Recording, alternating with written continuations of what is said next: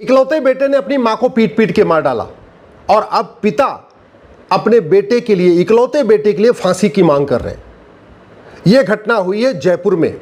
लक्ष्मण सिंह जो हरियाणा के रहने वाले थे, अपनी पत्नी, 2 बेटियां और 1 बेटे के साथ जयपुर में रहते थे। बेटा ड्रग स्मगलर के नेटवर्क में फंस गया, नशेड़ी हो गया। परिवार वालों ने पैसा देने से मना किया और कल वाईफाई का जो बिल था उसको जमा करने से मना कर दिया। वो दिन भर ड्रग लेता था, दिन भर नशा करता था, गंदी गंदी फिल्में देखता था। इसलिए उन्होंने क्या किया, घर वालों ने वाईफाई को बंद करा दिया। वाईफाई के बंद होने से इतना उसको गुस्सा आया, उसने अपनी माँ को ही पीट पीट के मार डाला। एक और घर बर्बाद हो गया। मैं कह रहा हूं, भारत में लाखों घर बर्बाद हो चुके इस नशे के कारण। और ये जो भारत में नशे का कारोबार चल रहा है, उसका मूल कारण है ये घटिया एनडीपीएस एक्ट। घटिया है, ये सड़ा हुआ है। यहां 9-9 कुंटल नशा मिलता है, 9-9 कुंटल गांजा मिलता है। इसके बाद भी उन नशा तस्करों को जमानत मिल जाती है। 30 साल 40 साल मुकदमा चलता रहता है और इस बीच में लाखों लोग बर्बाद हो जाते हैं। एक एक ड्रग स्मगलर हजार लोगों को बर्बाद कर रहे हैं। एक एक ड्रग स्मगलर जो बड़े वाले हैं वो लाख परिवार बर्बाद कर रहे हैं। और ये सब इसलिए हो रहा है क्योंकि भारत में हमने पुलिस रिफॉर्म किया नहीं, जुडिशियल रिफॉर्म किया नहीं, एडमिनिस्ट्रेटिव रिफॉर्म किया नहीं और इस घटिया एनडीपीएस एक्ट को बदला नहीं। दुनिया के कई देशों में ड्रग स्मगलर को फांसी होती है साल भर के अंदर। दुनिया के कई देशों में ड्रग स्मगलर्स की, जो नशे का कारोबार करते हैं, जो नशा बेचते हैं, उनकी 100% संपत्ति जब्त की जाती है, उनको उनकी नागरिकता खत्म कर दी जाती है, उनको फांसी दी जाती है। और हमारे देश में आज भी वही घटिया कानून जब चल रहा था, चला आ रहा है। इतने परिवार बर्बाद हो चुके।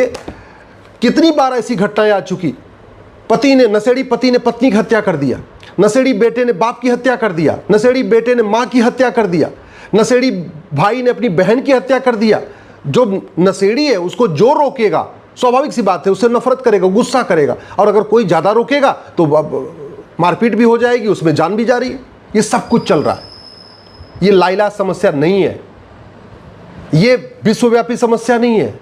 सिंगापुर में एक व्यक्ति के पास मात्र 1 किलो गांजा मिला था, 1 किलो गांजा, और उठा के फांसी दे दिया।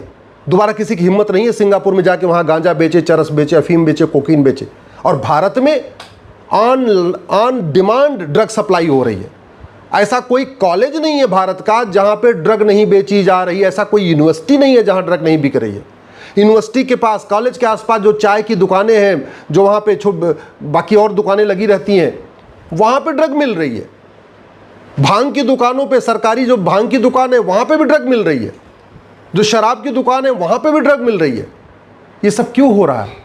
क्या इसको रोक नहीं सकते क्या? मैं गारंटी के साथ कहता हूं, मात्र 1 साल के अंदर 90% नशे का कारोबार खत्म हो सकता है और मात्र 5 साल के अंदर भारत पूरी तरीके से नशा मुक्त हो सकता है। एक रत्ती यहां नशा नहीं दिखेगा, लेकिन उसके लिए कानून बदलना पड़ेगा।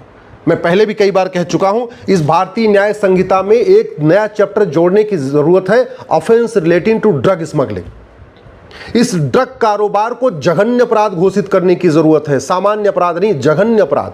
हत्या से भी गंभीर अपराध है ये ड्रग कारोबार, क्योंकि हत्या में तो हत्यारा एक व्यक्ति की हत्या करता है, किसी एक को गोली मारता है, किसी एक का गला काटता है। और ये ड्रग स्मगलर तो लाखों घर बर्बाद कर देते हैं। लाखों जो है पिता आज की डेट में नशेड़ी बेटों से परेशान है, लाखों बहन बेटियां नशेड़ी पतियों से परेशान है, लाखों बच्चे नशेड़ी बाप से परेशान है। इतनी हत्याएं हो रही हैं, मारपीट हो रही है, कलह बढ़ रही है, आत्महत्या बढ़ रही है।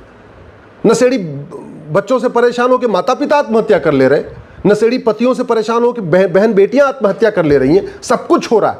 इसके बावजूद न संसद में चर्चा हो रही है, न विधानसभा में चर्चा हो रही है, न खबर पालिका में चर्चा हो रही है, न न्यायपालिका में चर्चा हो रही है।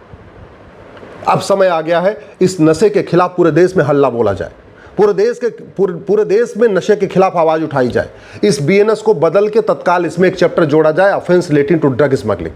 ड्रग कारोबार को जघन्य अपराध घोषित किया जाए, ड्रग कारोबार को राष्ट्र की सुरक्षा के लिए खतरा घोषित किया जाए, ड्रग स्मगलिंग को देश की एकता अखंडता के लिए खतरा घोषित किया जाए, ड्रग स्मगलिंग को ऑर्गेनाइज क्राइम डिक्लेयर किया जाए, ड्रग स्मगलिंग को वेजिंग वॉर डिक्लेयर किया जाए और ड्रग स्मगलर की 100% प्रॉपर्टी जब्त करने, नागरिकता खत्म करने और साल भर के अंदर फांसी देने के लिए कानून बनाया जाए। साल भर के अंदर जब फांसी देना शुरू करेंगे, सारे ड्रग स्मगलर की 100% प्रॉपर्टी जब्त करना शुरू करेंगे, तब जाके ड्रग कारोबार रुकेगा। अभी हो भी रहा है कि जो ड्रग स्मगलर पकड़ा जाता है उसको पकड़ में जेल में डाल देते, वो बेचारा नीचे का प्यादा होता है, उसके जो मालिक हैं, जो मेन सप्लायर, उनको तो पकड़ते ही नहीं है। अल्टीमेटली ड्रग का कोई एक मेन होलसेल आदमी है जो बाहर से मंगाता है, अफगानिस्तान से या म्यांमार से कहीं से मंगाता है, उसके बाद फिर उसके डिस्ट्रीब्यूटर होते हैं अलग अलग राज्यों में, डिस्ट्रीब्यूटर के नीचे फिर अलग अलग जिलों में डीलर होते हैं, फिर डीलर के नीचे छोटे छोटे पेडलर होते हैं जो जा जाके स्कूल में कॉलेज में अलग अलग बेचते हैं। तो हम क्या कर रहे हैं, हम उसको पकड़ रहे हैं जो बेच रहा है, वो सबसे नीचे वाला प्यादा है, वो एक तरीके से उसको पकड़ने से कुछ नहीं होगा जब तक ड्रग स्मगलर को पकड़ के उसका narco polygraph brain mapping test नहीं करेंगे और उससे पूरी चेन को नहीं पकड़ेंगे। स्वाभाविक सी बात है, जो बेचता है अगर उससे पूछेंगे भाई तुम्हें कौन दिया, तो एक आदमी का नाम ले लेगा, लेकिन जब उसका narco polygraph brain mapping test करेंगे तब फिर ऊपर वाले डीलर का नाम बताएगा, फिर उसका narco polygraph brain mapping test करेंगे, फिर ऊपर वाले के डीलर का नाम बताएगा। तो जब तक इस चेन के जरिए narco polygraph brain mapping test करके सबसे बड़े जो होलसेलर है, जो सबसे मेन जो इसको मंगा रहा है बाहर से, उसको पकड़ के जब जेल में डालेंगे तब ड्रग कारोबार रुकेगा। नहीं तो कभी हम यहाँ पकड़ लेंगे, कभी वहाँ पकड़ लेंगे, कभी वहाँ पकड़ लेंगे। अखबार में रोज आता भी रहता है, 10 किलो गांजा पकड़ा गया, 5 किलो चरस पकड़ा गया, फलाने पकड़ा गया, फलाने पकड़ा गया। और किसको पकड़ लेते हैं, वो जो ट्रक ड्राइवर है जो लेके जा रहा था उसको पकड़ लेते हैं। और किसको पकड़ लेते हैं, जो स्कूल कॉलेज में बेच रहा था उसको पकड़ लेते हैं। वो तो एक तरीके से 5वीं 6वीं लेवल के नीचे के वो जस्ट पेडलर हैं, वो प्यादे हैं, प्यादे। उनको तो दिन भर में 1000-2000 रुपए मिल जाता है, इसलिए बेच रहे हैं।